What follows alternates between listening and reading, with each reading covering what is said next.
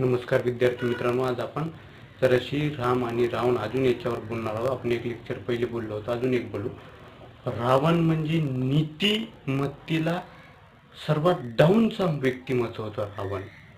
आजचे रावण तर जरा त्याच्याने जास्तच आहे, पण पहिलेचे रावण तो जे आपण म्हणतो रामायण मधला रावण, त्याची नीतिमत्ता भ्रष्ट झालीच होती. पण आजचे रावण रावण होता, आत्ताचे रावण त्याच्याने पुढे गेलेले आहे. स्वतःला आपल्याला कळावं की बा आपण कोणते रावण आहोत, हे सर्वात महत्त्वाची गोष्ट आहे. राम नीतिमत्तेचा व्यक्तिमत्व होता, इथिक्स, इंटिग्रेटेड, डेमोक्रेसी, असं त्याच्याजवळ रणनीती होती. कोणाजवळ? रामजवळ. एकटा असून त्यांनी वनवास केला आपण मानतो, बरोबर आहे.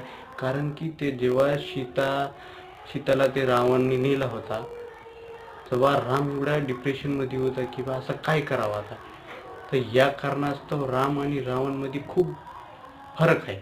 राम व्यक्तिमत्व जराशी वेगळं आहे आणि रावण व्यक्तिमत्व जराशी वेगळं आहे. याच्यासाठी आपल्याला दोघाला समजणं महत्त्वाचं आहे. आजच्या या कलियुगमध्ये दोघं बी सेम डायरेक्शनचे नव्हते. रावण नीतिमत्तेला खूप हीन व्यक्ती होता आणि राम नीतिमत्तेचा व्यक्ती होता. म्हणून आपण रामचे गुण गातो, रावणला दृष्ट म्हणतो.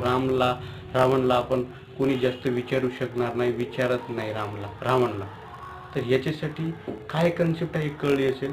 धन्यवाद.